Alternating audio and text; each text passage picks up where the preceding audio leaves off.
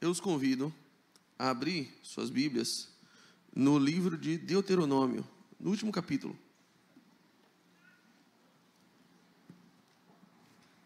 Deuteronômio 34.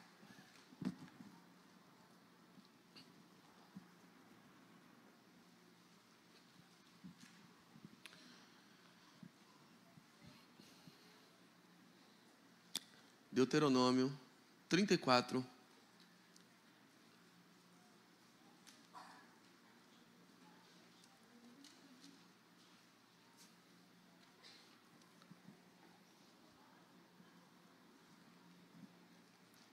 Assim diz a palavra. Eu estou usando a versão Bíblia de Jerusalém. É uma Bíblia um pouco diferente das demais. É uma tradução um pouquinho mais técnica, mais acadêmica, mas diz a mesma coisa. Dá para entender tudo, tá? Mas pode ser que vocês vejam algumas diferençazinhas na redação e na forma como ele escreve para traduzir os nomes próprios. Diz assim: Moisés subiu então das estepes de Moabe para o Monte Nebo, ao cume de Fasga, que está diante de Jericó. E Yahvé mostrou-lhe toda a terra, de Galaad até Dan, todo o Neftali, a terra de Efraim e Manassés, toda a terra de Judá, até o mar ocidental, o Negev, o distrito da planície de Jericó, cidade das palmeiras até Segor. E Yahvé lhe disse: esta é a terra que sob juramento prometi a Abraão, Isaque e Jacó, dizendo: eu a darei à tua descendência. E eu a mostrei aos teus olhos, tu porém não atravessarás para lá. E Moisés, servo de Yahvé, morreu ali, na terra de Moabe, conforme a palavra de Yahvé. E ele o sepultou no vale, na terra de Moabe, defronte a Bet-Fegor. E até hoje ninguém sabe onde é a sua sepultura. Moisés tinha 120 anos quando morreu. Sua vista não havia enfraquecido e seu vigor não se esgotara. Os israelitas choraram Moisés nas estepes de Moabe durante 30 dias, até o término do pranto em luto por Moisés. Josué, filho de Num, estava cheio do espírito de sabedoria, porquanto Moisés lhe impusera as mãos. E os israelitas lhe obedeceram, agindo conforme Yahvé tinha ordenado Moisés. E em Israel nunca mais surgiu um profeta como Moisés, a quem Yahvé conhecia face a face. Seja por todos os sinais e prodígios que Yahvé o mandou realizar na terra do Egito, contra Faraó, contra todos os seus servidores em toda a terra. Seja pela forte mão e todos os feitos grandiosos e terríveis que Moisés realizou aos olhos de todo o Israel. Eu queria ler também o início do livro de Josué. Então, se puder, vire a página.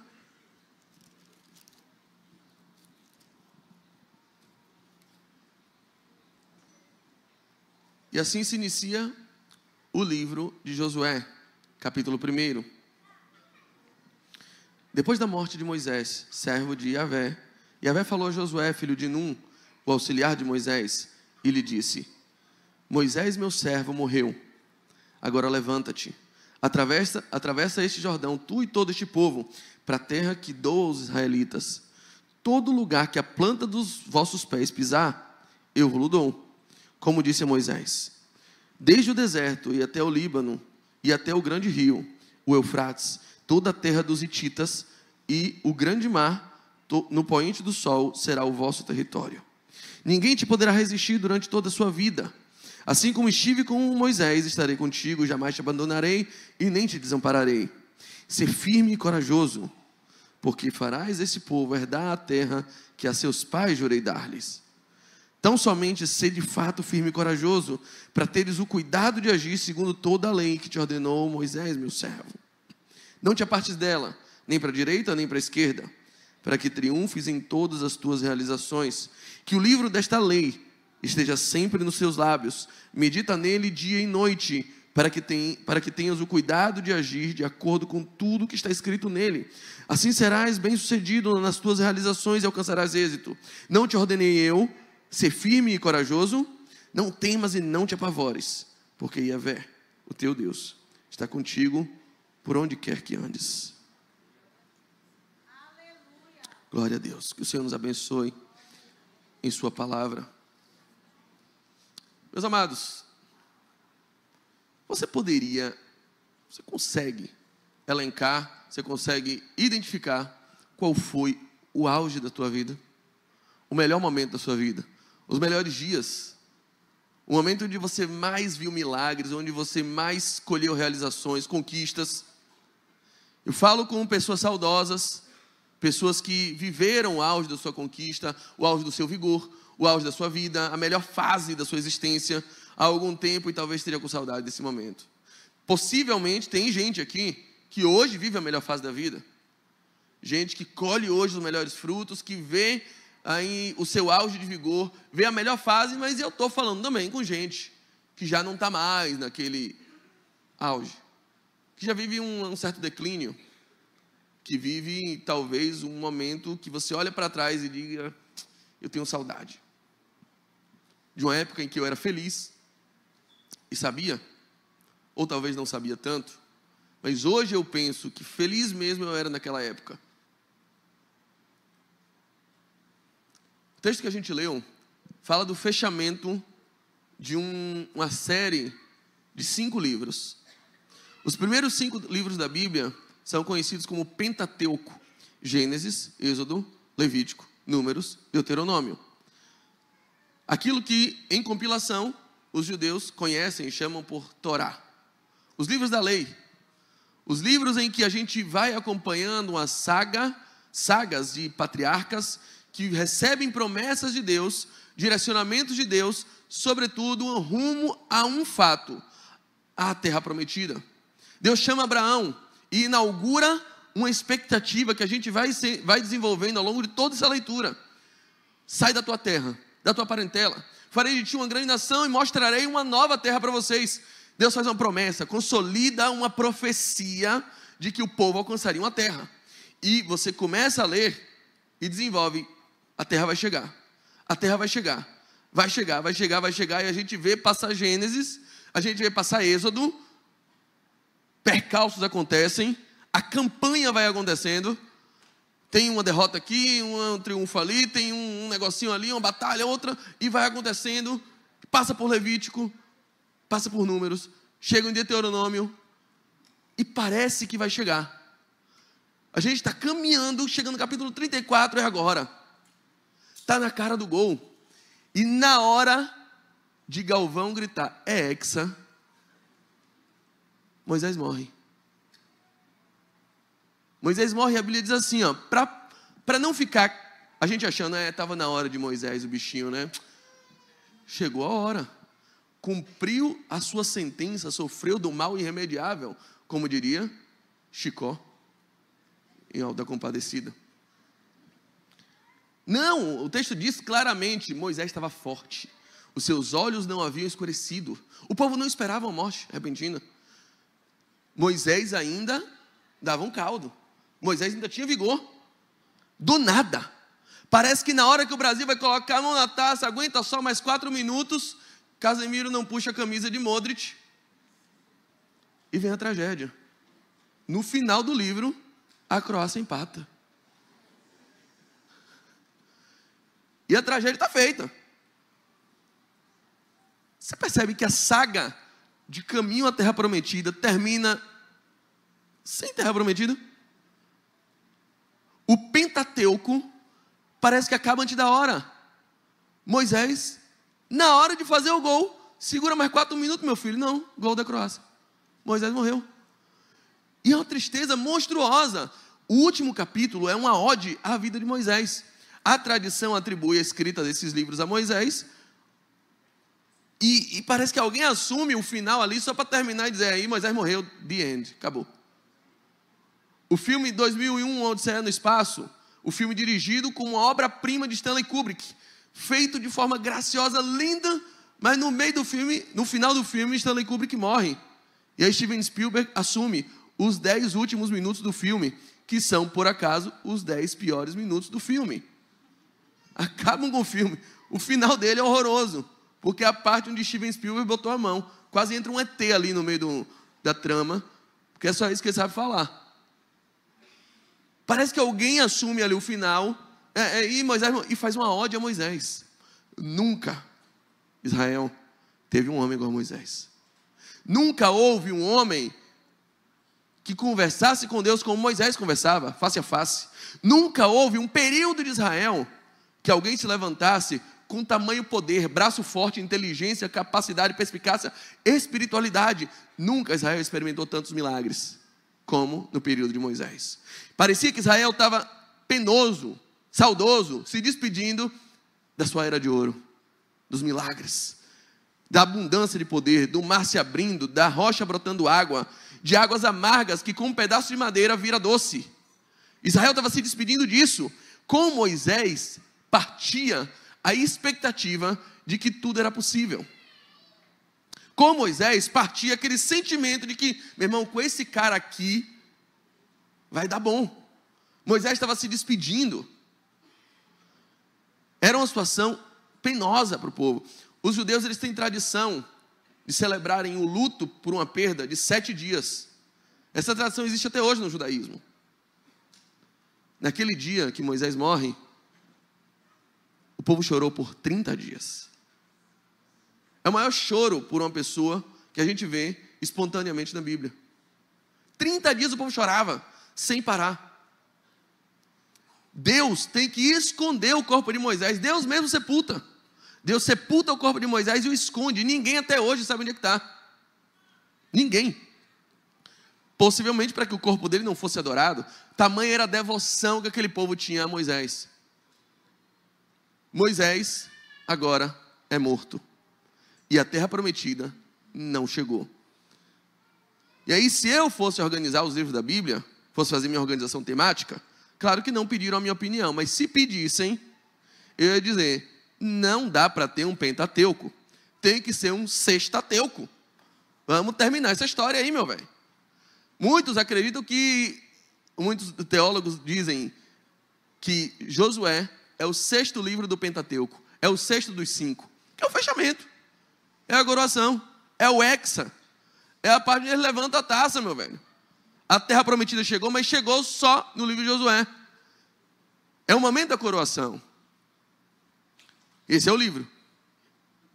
E quando a gente vê o livro começando, assim, dá uma dorzinha de, rapaz, o bicho vai pegar. Porque aí sai Moisés, entra Josué. Para você ter uma ideia de como é que seria mais ou menos, é como se no seu time aposentasse Messi e entrasse Everaldo. É mais ou menos essa a comparação.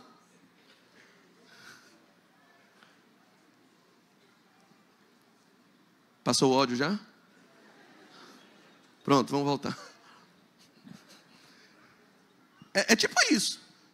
Aposentou Messi. Messi faz o jogo de despedida no Monte Nebo, em Moabe. Não conquista a taça. E aí, o técnico ou o presidente do time disse, tranquilo, a gente vai ganhar a taça. Messi passou, mas a gente tem o Everaldo aqui. Imagina a sua alegria. Oh, obrigado, Grupo City. Que legal, hein? Baita contratação, cara.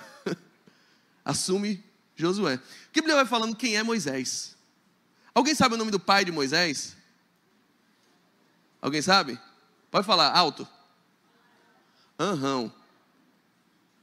Foi alguma mulher que falou, homem não lê Bíblia. Alguma irmã? Anrão. O nome de Anrão aparece uma vez na Bíblia só. Moisés é Moisés.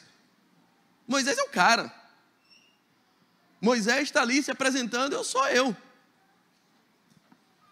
Moisés não precisa nem de apresentar quem é o pai, quem é a mãe dele, pô. Moisés se garante. Eu lembro da vez que, por exemplo, eu vi uma entrevista do pai de Neymar. Neymar se chama Neymar Júnior, você sabe disso. E o pai de Neymar é Neymar. E aí, quando as pessoas fazem entrevista na televisão, normalmente fazem o nome e a ocupação, a profissão. Diogo Dantas, pastor. Ou apóstolo, enfim, na visão de alguns. Brincadeira, viu, gente? Mas sabe que ele não está aqui, eu gosto de fazer carinho nele. Ele foi encontrar o talismã dele.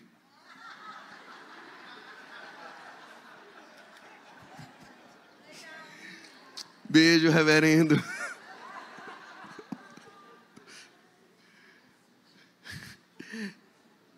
E aí, eu fui ver essa entrevista do pai de Neymar. mundo sabe quem é Neymar, mas Neymar Júnior, todo mundo sabe quem é. Aí o pai de Neymar estava lá dando entrevista, aí apareceu assim o nome dele, Neymar pai. E aí embaixo a profissão, pai de Neymar.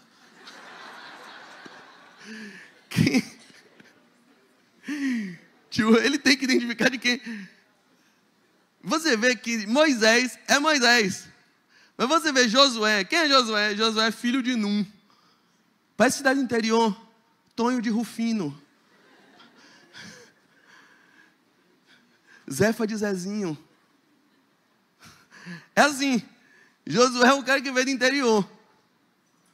É o filho de Num. Sei lá quem é Josué, é o filho de Num. Vai na casa do filho de Num ali pegar uma coisa, vai. Moisés é Moisés. É o homem que nunca ninguém foi igual a ele. É o homem que conversava com Deus face a face. É o homem prodigioso, rico em milagres. É o homem de braço forte. E quando vai falar de Josué, no capítulo 34 de Deuteronômio, eu falei, Josué era cheio do Espírito Santo.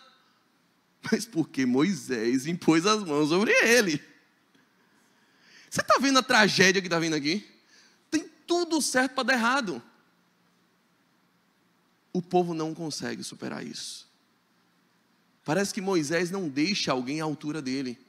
Parece claramente que os melhores anos passaram.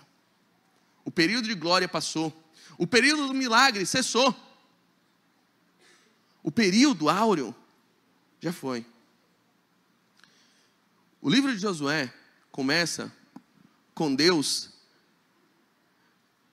A gente sente, parece que ele vai dar uma palavra de ânimo. Uma palavra de cara assim de...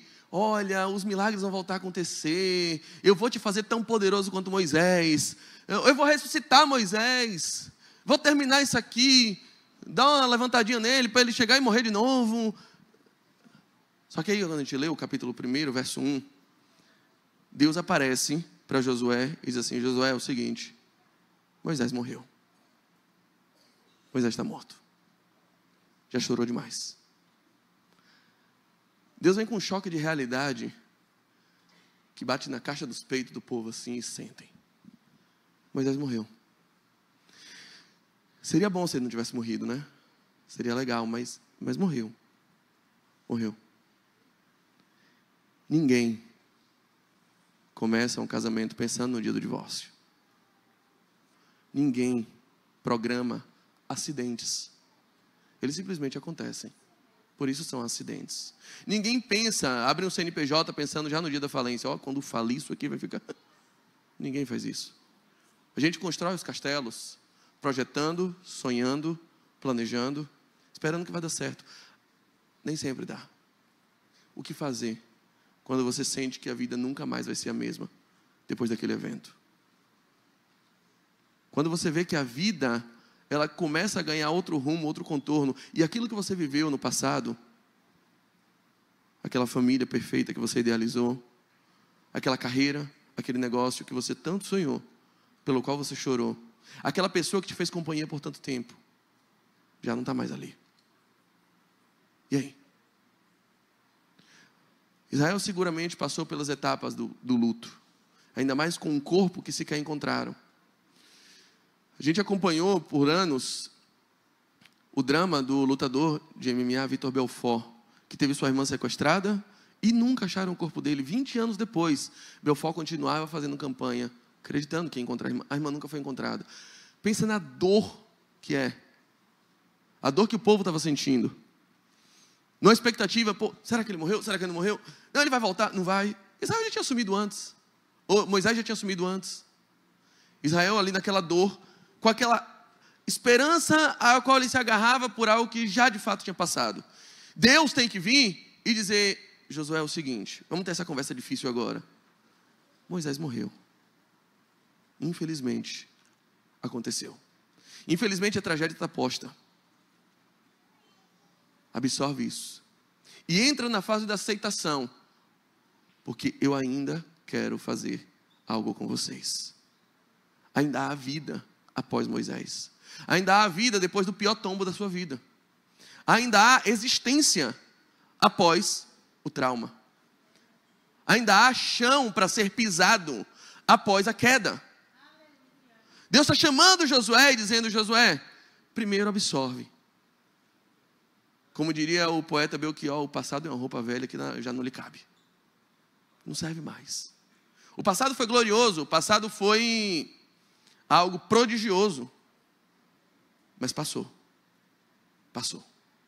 E a primeira coisa que Deus diz para Josué, assim, agora o que eu estou lhe pedindo é esforço, ânimo. E fique sabendo, sabe, eu prometi, eu entreguei a vocês profecias de que aconteceria algo grandioso, mas vá e coloque o pé, porque onde você pisar o pé, essa terra será de vocês. Como eu prometi, como eu entreguei profecias a vocês. E um fato que a gente precisa prestar bem atenção é que profecia é algo muito poderoso na Bíblia. Nós estamos acostumados a confundir profecia com determinismo, com fatalismo, com circunstâncias que você pode sentar, descansar, deitar, que inexoravelmente acontecerão. Não tem jeito, vai acontecer. Então, para que me esforçar, já que Deus é que está no comando? Deus já vai fazer. Mas diz uma coisa, quem aqui, se puder levante o braço, quem aqui tem alguma promessa de Deus na sua vida, alguma profecia que você acreditou que vai acontecer e ainda não aconteceu? Quem aqui já ouviu essa palavra profética sobre sua vida mais de uma vez, por de duas pessoas distintas, mais de uma vez o Senhor teve que te lembrar dessa palavra? Quem aqui? Confirmações, certo? O que acontecia na sua infância quando sua mãe ou seu pai tinham que falar a mesma coisa para você duas vezes? Na segunda era como? Vocês viram a ordenação do pastor Silas aqui? A nossa família é uma família musical. Todo mundo lá em casa gosta de cantar. Eu, minha irmã, meu irmão. Só que a gente não toca instrumento. Como é que a gente aprendeu a cantar? Como é que a gente aprendeu o ritmo? Com minha mãe falando pela segunda vez com a gente. Segurando pela orelha e compassando. Eu já falei pra você. E aquilo, minha orelha suspensa aqui. Isso dá uma música, não dá? Aí ia pegando um ritmo assim, a gente aprendeu o ritmo assim. Aquelas brigas vinham na separação silábica assim, o ritmo, o compasso certinho ali, 4x4. A gente aprendendo o ritmo assim. A segunda vez que seu pai fala alguma coisa, é porque ele esperava que você fizesse e você não fez. O que eu quero dizer para você? Profecia não é fatalismo. Profecia não é determinismo. Profecia não é destino. Profecia são diretrizes da eternidade que emergem do coração de Deus e que apontam um caminho para o qual você deve seguir. Se você olhar, por exemplo, no livro de Mateus, 10 vezes usa uma expressão que ele vai repetir no capítulo 21. Jesus, no capítulo 21, vai entrar em Jerusalém. Ele podia ir de Uber. Naquele tempo não existia Uber. Também não existia ressurreição. E ele fez.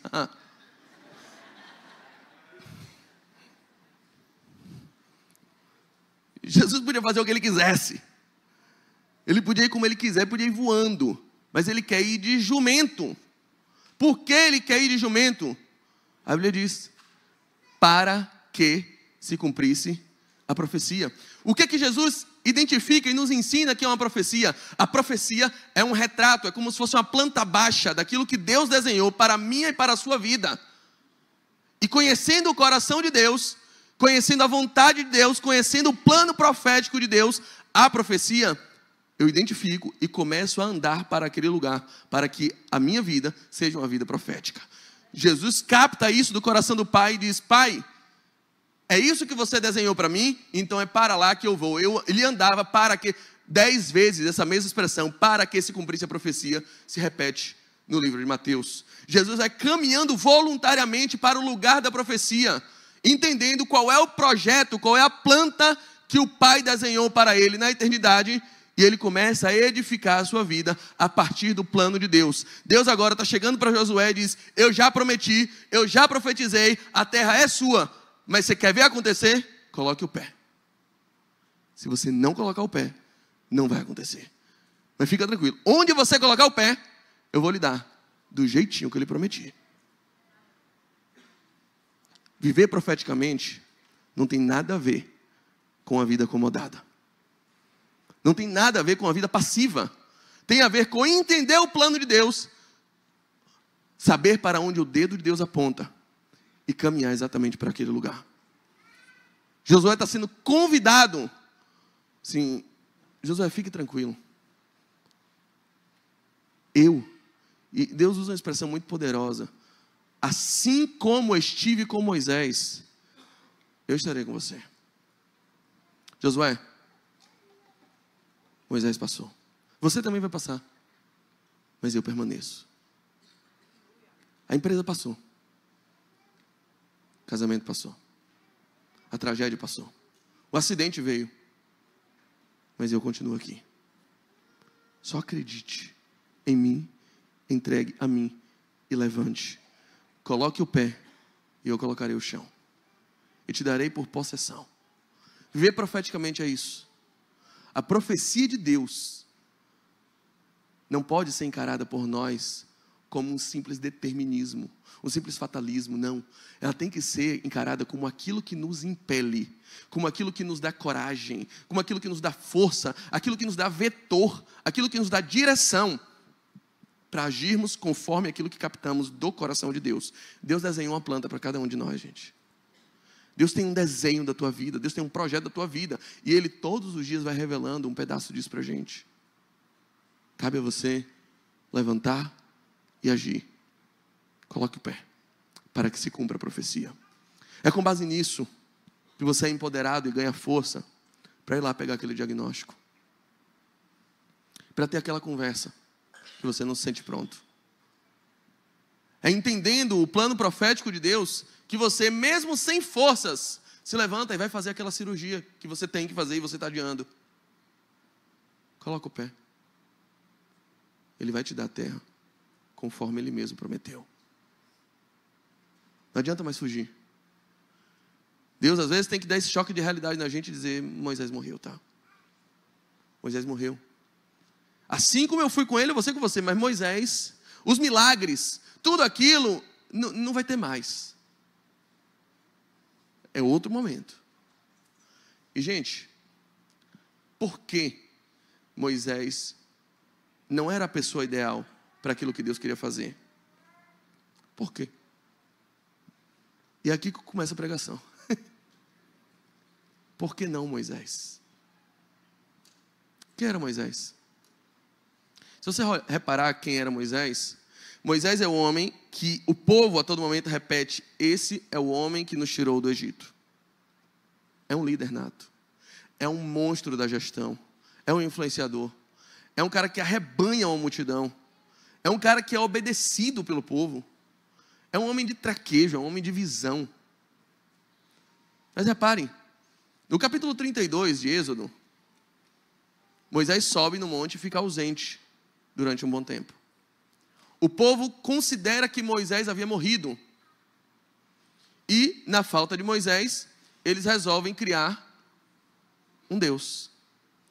Chamam Arão, entregam ouro a Arão, pedem que Arão funda o ouro no fogo e construa um bezerro para eles. Eles constroem um bezerro e erguem. E eles começam a festejar pelo bezerro. E aí Arão diz uma palavra, lá em Êxodo 32, muito forte. Ele diz assim: olhem, agora se preparem, porque amanhã será festa para o Senhor. Mas fica, peraí, para quem? Se puder projetar, Gilson, o texto de Edvan, acho que Gilson não passou, né? Os textos, mas está em Êxodo 32. Isso, que foi o gesto do povo e de Arão, dizendo: amanhã será festa ao Senhor. E você para, como é que festa ao Senhor? Se tem um bezerro ali. Que negócio é esse? Porque a palavra Senhor ali é Yahvé. E a festa Yahvé. Porque quem era que estava faltando ali para que eles levantassem um bezerro? O bezerro foi levantado porque alguém estava faltando. Quem era que estava faltando? Moisés. Aquele bezerro nunca foi para substituir a Deus. O bezerro era para substituir a pessoa que eles realmente idolatravam e adoravam. era um povo dependente de um líder. Era um povo dependente e que adorava e que venerava e que cumpria toda e qualquer orientação que viesse de um líder. Aí na falta do líder, entra um bezerro. E eles dizem, já que o homem que nos tirou do Egito se ausentou, esses são os deuses que nos tiraram do Egito. Colocam um bezerro. Veja como isso é doloroso. Moisés era esse homem para o povo. Era um grande líder. Era um homem destacado. Mas era adorado. Quem era Moisés? Eu disse para vocês, Moisés é um homem que cresceu sem pai. Moisés era um homem que o pai dele aparece uma vez só para ter nome, só para colocar na certidão de nascimento, mas é criado pela filha de Faraó. É um homem que não carrega identificação, e Moisés, filho de... Não, é só Moisés. Consequentemente, Moisés, que era um grande líder, não consegue ser pai. Em Êxodo capítulo 4, nós vemos uma história de uma caminhada de Moisés até o Egito. E Deus diz para Moisés, ó, vá lá e diga a Faraó que é para ele deixar ir o meu povo. E se ele não deixar, eu vou matar todos os primogênitos que há no Egito. E eu vou preservar o povo hebreu, o povo de Deus. Desde Abraão, começou-se a existir um símbolo de pacto entre todos os homens hebreus e Deus. Vocês sabem qual era o símbolo desse pacto? A circuncisão. A circuncisão era um pacto entre Deus e os homens de Deus, que revelavam que alguém pertencia a Deus. Se você reparar na história de Davi e Golias, quando Golias afronta o exército de Deus, as pessoas não querem enfrentar Golias, porque dizem, ele é grande, ele é pesado, ele tem uma lança gigantesca, ele tem uma grande espada, não dá para enfrentar ele. Todo mundo olha para ele e vê a armadura, vê a estatura, vê o armamento. Quando Davi olha para ele, a única característica física que Davi olha e percebe, o Davi está olhando para onde, rapaz? Que história é essa? Ele só percebe, esse homem é um incircunciso. O que é que Davi está olhando? Quando o povo está com medo, porque vê o músculo, porque vê as armaduras, Davi olha e diz, eu tenho pena, porque ele não conhece o Deus que eu conheço. Quem é esse incircunciso filisteu para afrontar o exército do Deus vivo? Eu irei a ele. Ele virá contra mim com paus, pedras, com lança e com espada. Eu irei contra ele em nome do Senhor dos Exércitos. Ele não pode ir contra mim, porque ele não confia no Deus. Ele não tem pai. Isso era algo que um pai fazia com o filho. Era pai que circuncidava o filho. Curiosamente, Moisés sabia disso. Moisés prega isso para todo o povo. Deus vai preservar os nossos filhos. Os nossos filhos têm um pacto com ele. Mas os filhos dos filisteus vão morrer. Todo o povo estava tranquilo. Tinha uma criança dos hebreus que não era circuncidada. Quem era? O filho de Moisés. Moisés chega indo para o Egito. E no capítulo 4 de Êxodo, a Bíblia diz que Deus o encontrou e queria matá-lo.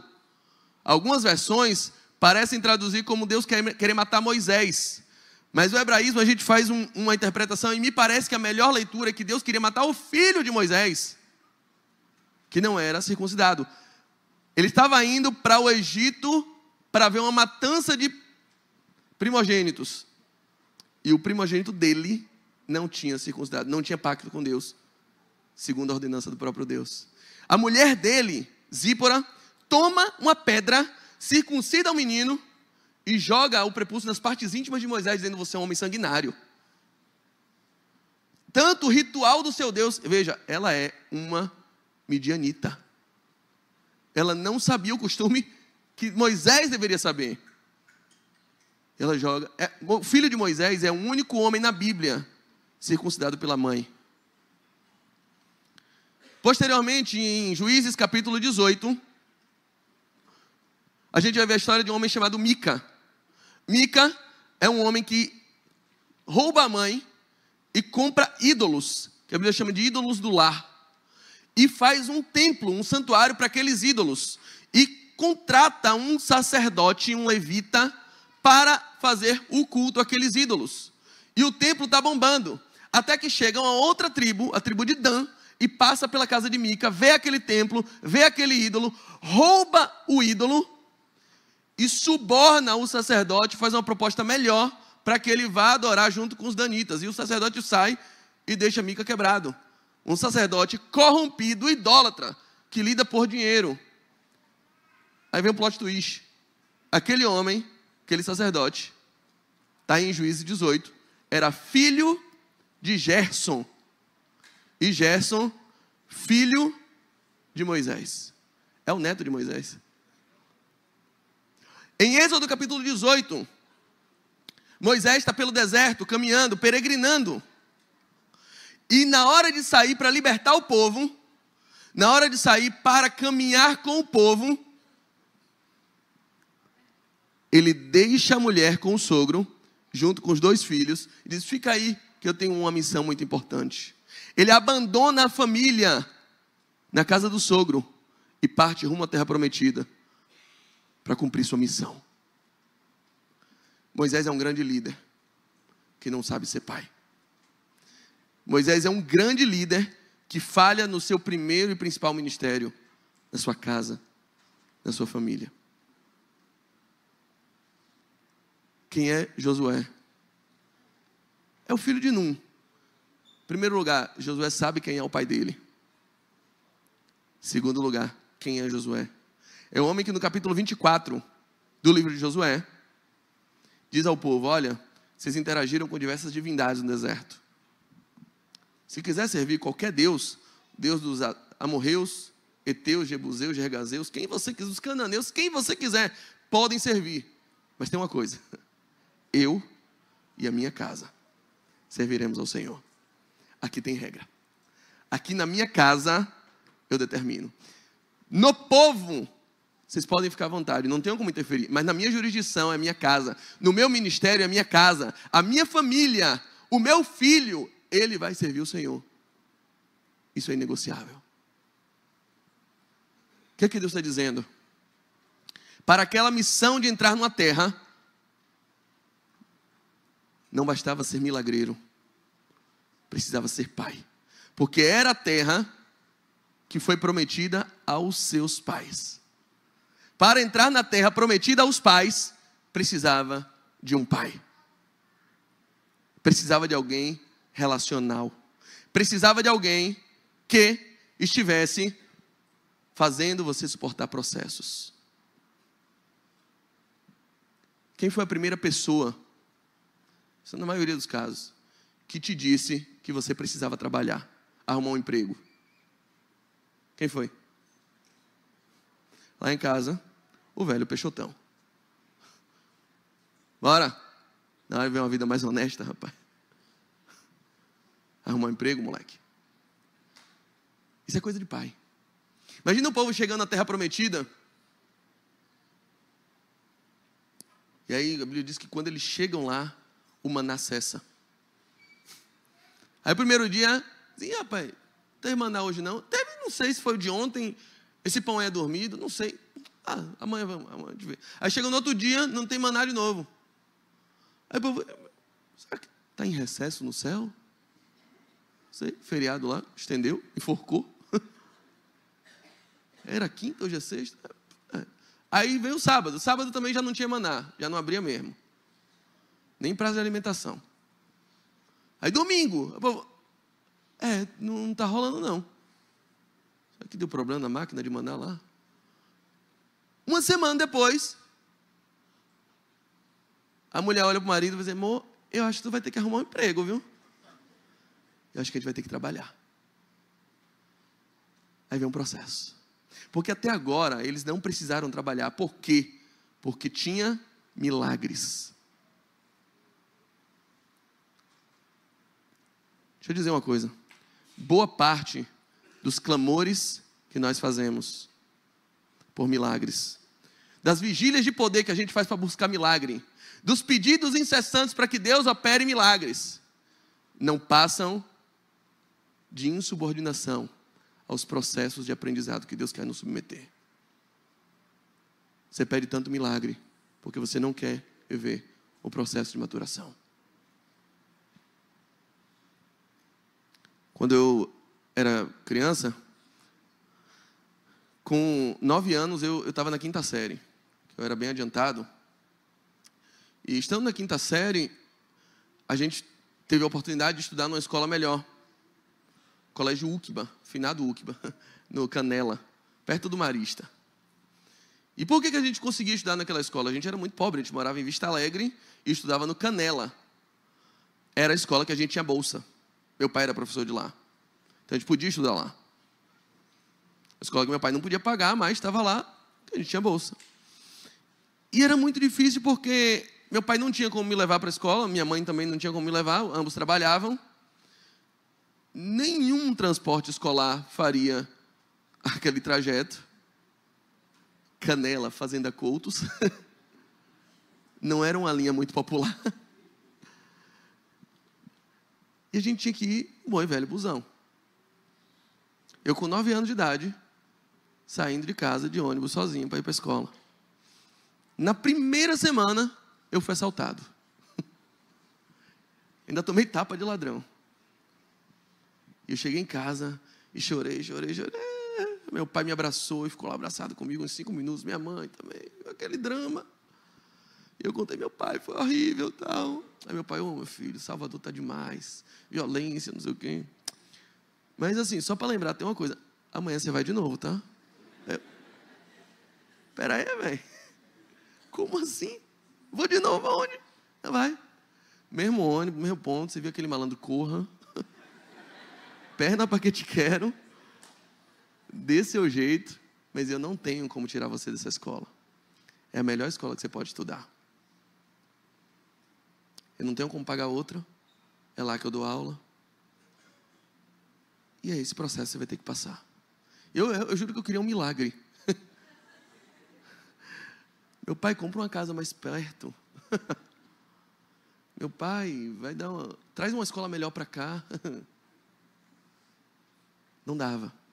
Eu tinha que passar por aquele processo. E para isso eu precisei de uma palavra do meu pai. Algumas estações da nossa vida são regadas por milagres. Eu já vi muitos milagres. Provisão de Deus.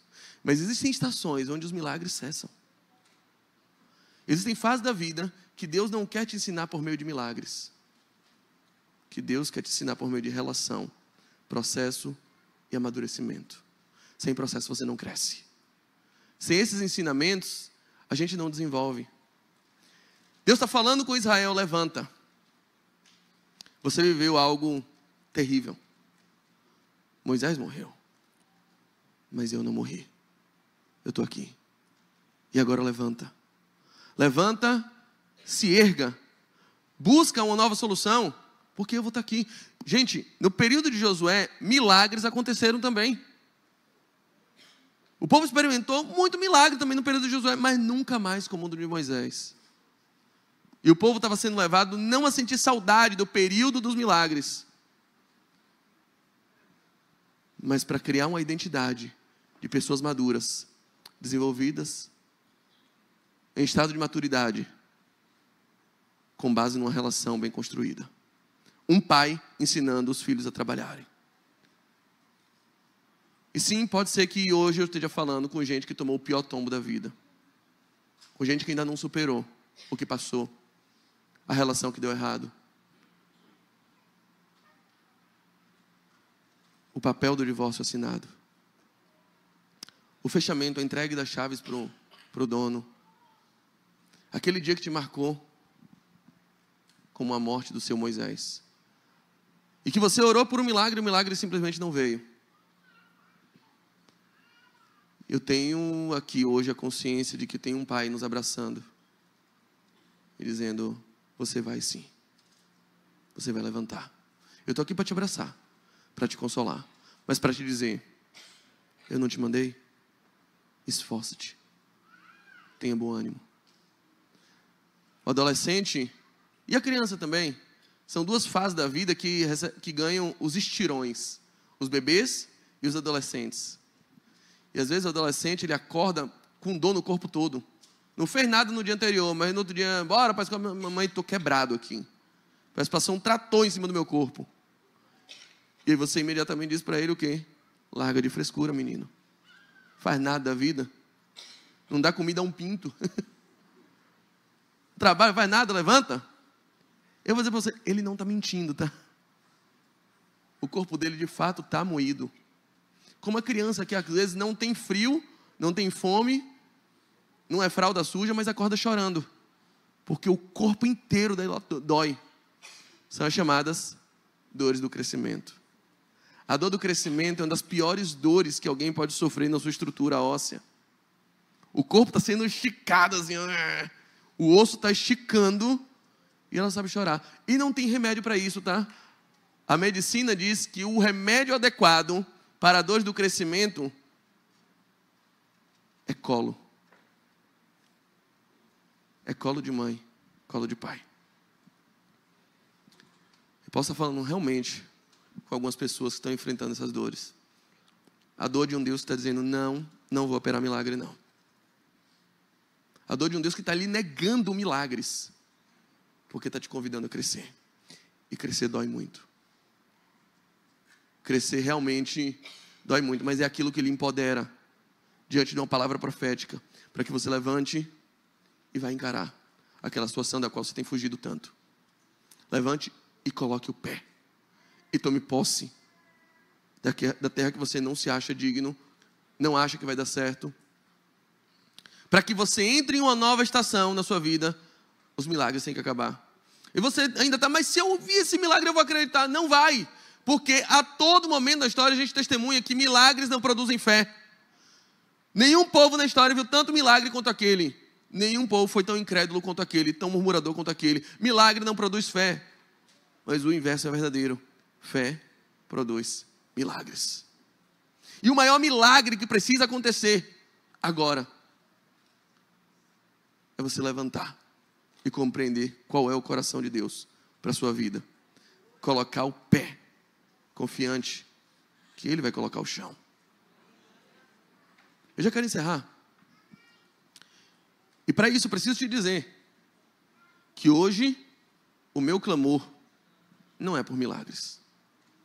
Eu sei que tem muita gente aqui precisando de... Mas pastor, você não entende. Esse aqui eu preciso de um milagre. E se Deus não quiser? E se Deus não quiser fazer um milagre? Deus opera, gente. Deus pode fazer milagre. Gente, eu sou testemunha. Deus pode fazer. Deus sabe fazer milagre. O cara é bom nisso. Deus é muito bom em resolver problemas. Mas o que Ele é bom mesmo, o que Ele gosta mesmo de fazer, a especialidade dEle é resolver pessoas. Deus às vezes opera milagres, mas Ele sempre opera em corações. Opera em gente. Muitas vezes Deus age de forma sobrenatural, agindo em todas as circunstâncias para melhorar sua condição. Mas normalmente, no dia a dia, o que Ele faz é atuar na sua condição, para que você aguente qualquer circunstância. É isso que Ele gosta de fazer. É te tornar pronto, para você ser a resposta das orações que você tem feito. Para você ser bênção ao mundo. Existem aves que não têm anatomia suficiente, aerodinâmica suficiente, para decolar, para alçar voo. É o exemplo, por exemplo, do morcego. Morcego não pula. Morcego não decola. Vocês sabiam disso? Morcego dorme de cabeça para baixo, por uma razão específica. Você vê que as garras dele são projetadas para aquilo. Porque morcego não tem a habilidade de tomar impulso e voar. Ele não consegue. Sabe como é que morcego voa? Ele sempre descansa dependurado e larga o seu corpo em queda. E na queda, ele tem um impulso aerodinâmico para levantar voo. O mais sombrio de todos os animais faz isso. Não é à toa que virou o Batman.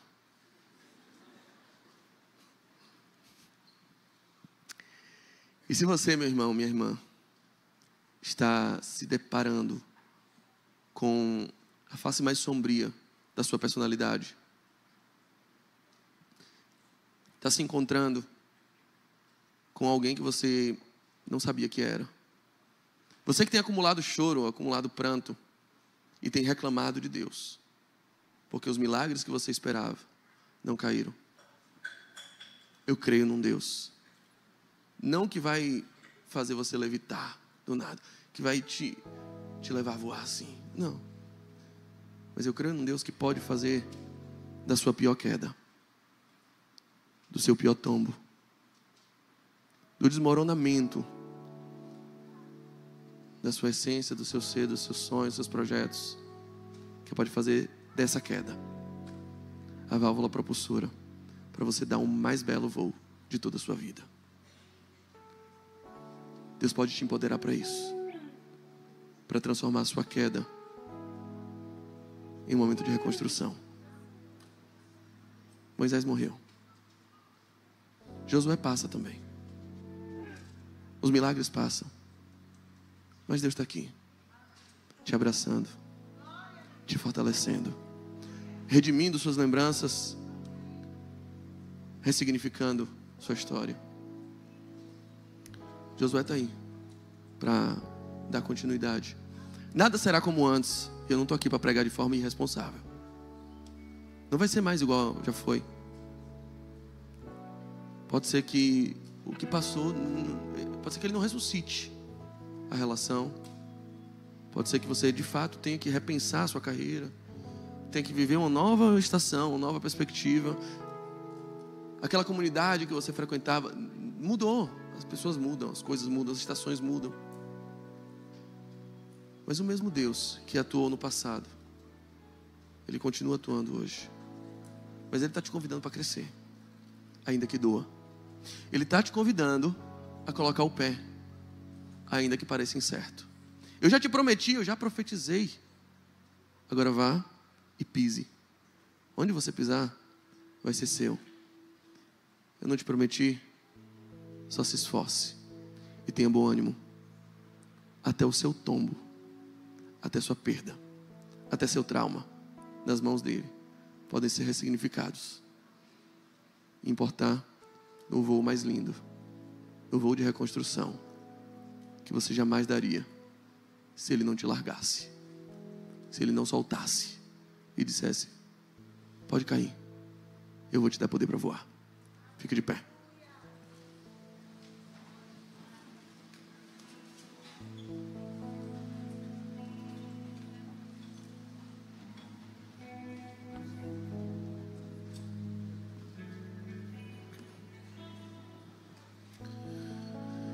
Você não é proibido de chorar. Deus não veio para interromper um choro. Se você sente ainda essa fraqueza, chore. Mas não deixe de levantar por isso. Aceite algumas circunstâncias. Infelizmente, alguns baques vêm mesmo. Alguns golpes duríssimos a vida nos impõe e cabe levantar. Pode ir com lágrimas. A Bíblia diz: aquele que leva a semente preciosa, andando e chorando, voltará sem dúvida, com alegria, trazendo seus molhos. Voltará com resultados. Vai chorando mesmo, mas vai. Vai com medo mesmo, mas vai. Só confiando no poder de Deus. Deus tem uma nova estação para a sua vida, amém? Deus tem algo diferente da sua vida. Pode não ser milagre. Então eu não estou aqui, o milagre vai chegar, e eu estou dizendo, talvez não chegue. Pode até chegar. Com Josué chegaram muitos, mas não foi uma estação marcada por milagres. Foi uma estação marcada por relação, amadurecimento e processos. Boa parte dos nossos clamores por milagres são a nossa insubordinação e falta de submissão ao processo de aprendizado. É dizer: meu pai me leve, e seu pai dizendo: eu te abraço, mas quem vai é tu. Você vai sozinho. Senão você não cresce. Senão você não amadurece. Está na hora de crescer. com todas as dores que isso pode importar, você ainda vai acordar algumas madrugadas chorando de dor. Pode acontecer. E quando isso acontecer, Deus não vai te dar um relaxante muscular. Ele só vai lhe dar colo, te abraçar e dizer: eu estou aqui. Mas você vai crescer. Onde é o terreno que você está precisando colocar o pé? Qual é o lugar que você precisa? Qual é a conversa que você está precisando ter? Aquela conversa difícil que você já adiou faz tempo. Aquela cirurgia que você, não vou fazer. Se eu parar de pensar nele, ele desaparece. Aí você faz o exame, ele está lá. De onde você está correndo de medo? Calma. Só te esforce. Se esforce e tenha bom ânimo. Certamente eu serei contigo. O Deus que foi com Moisés, o Deus que foi com Josué, é a esse Deus que eu estou anunciando. É esse o Deus. Não um Deus distante, não um Deus inacessível, mas um Deus que está passeando aqui pelo meio da igreja agora. Um Deus que te pega pela mão e diz: não temas, eu sou contigo. Não tenha medo. Eu fui com Moisés, eu também vou ser com você. Você caiu? Essa queda pode virar um voo. Só confie no Senhor. Ele está te amadurecendo, Ele está te esforçando, Ele está te chamando a colocar o pé no chão que Ele mesmo apontou. Confia, se esforça e tem bom ânimo.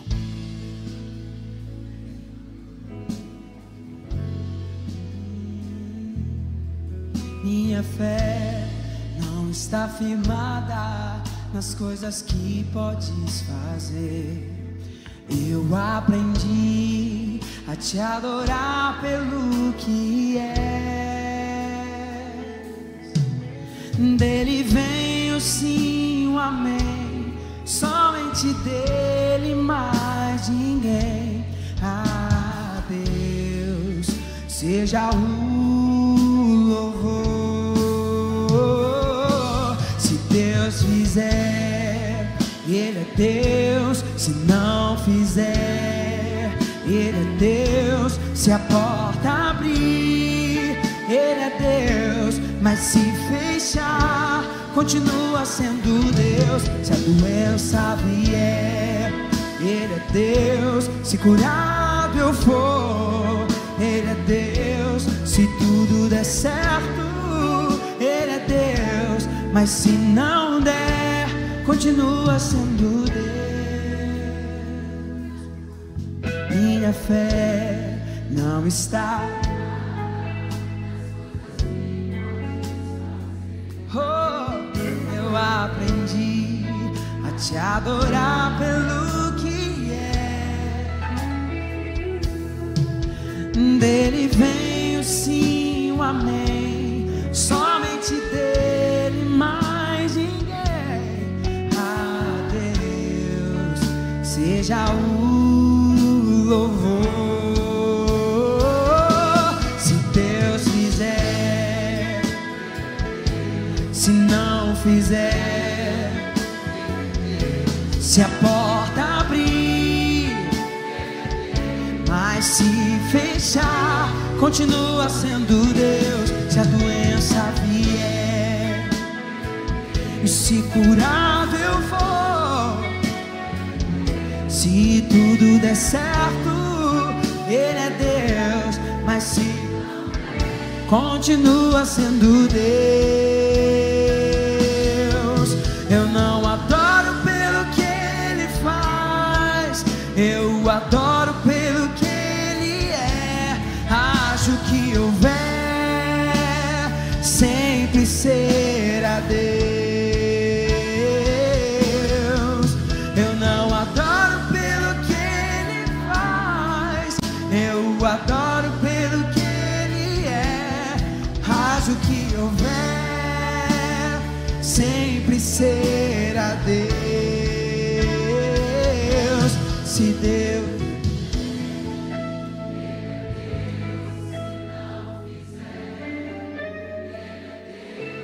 se aporta.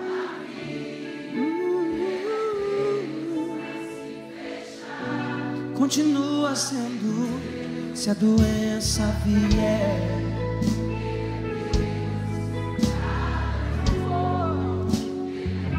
Se tudo der.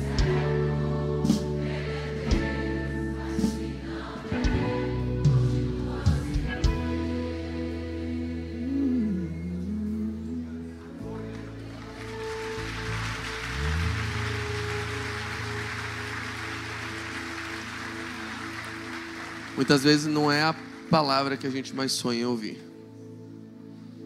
É muito melhor ter aquela expectativa de que quando você chegar, aquela pessoa voltou. Encontrei em casa.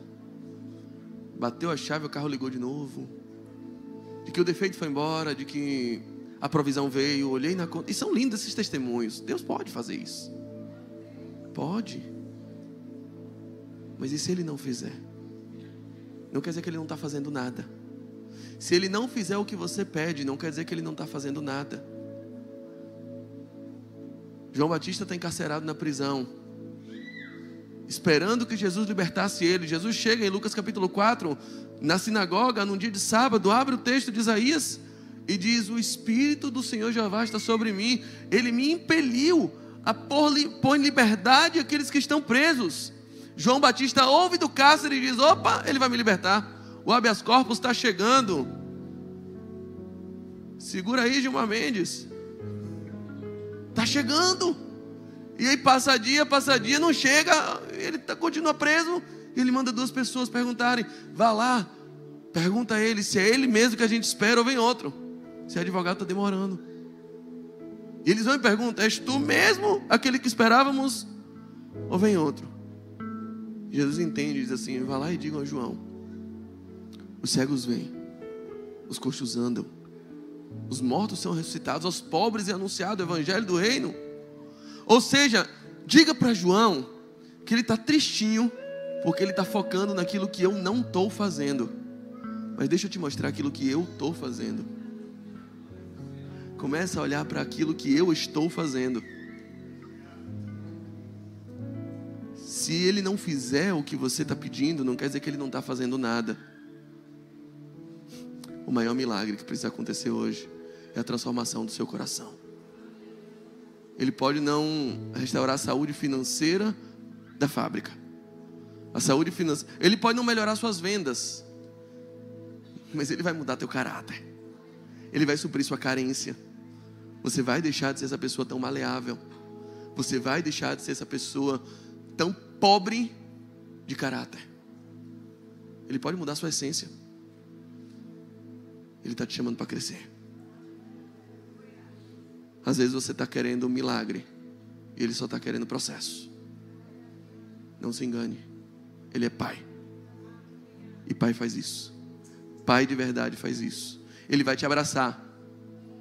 Ele vai te entender. Ele vai enxugar suas lágrimas.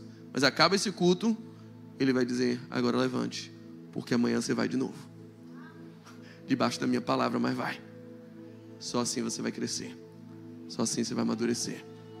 Só assim você vai enfrentar situações que precisam ser enfrentadas. Não te mandei eu? Esforça-te. Tem bom ânimo. Pai de amor, que possamos ser envolvidos no teu abraço, mas também empoderados para as lutas. Deus, se o Senhor quiser operar milagre, a gente não está aqui para rejeitar. A nossa pregação, a nossa oração, o nosso clamor não é dizer que não queremos milagres. Mas mais do que milagres, nós queremos o que vier da tua mão. E se forem processos, estamos aqui para nos submeter a eles. Coloca a tua identidade em nós. Revela, Senhor, para nós o teu plano profético. Qual é o vetor da profecia, para que a gente possa andar para lá.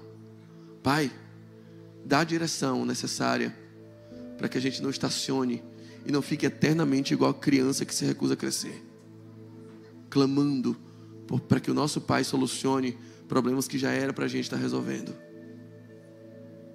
Tira a gente dessa alienação. Tira a gente, Senhor, dessa dormência. Tira a gente desse espírito de omissão e de passividade que nessa manhã, filhos e filhas possam ser levantados e empoderados. Que o Senhor nos dê uma nova unção de maturidade, um processo, uma submissão às palavras do nosso Pai. Que o Senhor nos abençoe e que a Lírio Armação e todos aqueles que visitam se transformem em uma igreja madura, apta a manifestar a glória, o poder, a autoridade do Pai, como filhos que podem assumir papéis que são do Pai. Jesus orou por nós e nos disse que se crêssemos nele, se estivéssemos descansados em suas palavras, obras maiores do que as dele nós faríamos. Que essa autoridade venha sobre nós a partir do momento em que possamos assumir a responsabilidade como filhos maduros, a sujeitar os processos e a colocar o pé onde Deus já colocou o dedo. Assim nós oramos e no teu nome dizemos que o perfeito amor de Deus o Pai, que a graça salvadora e redentiva de Cristo o Filho, que a comunhão do Espírito Santo de Deus nos restaure, nos amadureça, nos chame ao crescimento, esteja com todos aqueles que se sujeitam ao trabalho desse Pai amoroso, desde agora e até o céu. Amém, amém e amém. Que você tenha uma semana maravilhosa na presença do seu Pai.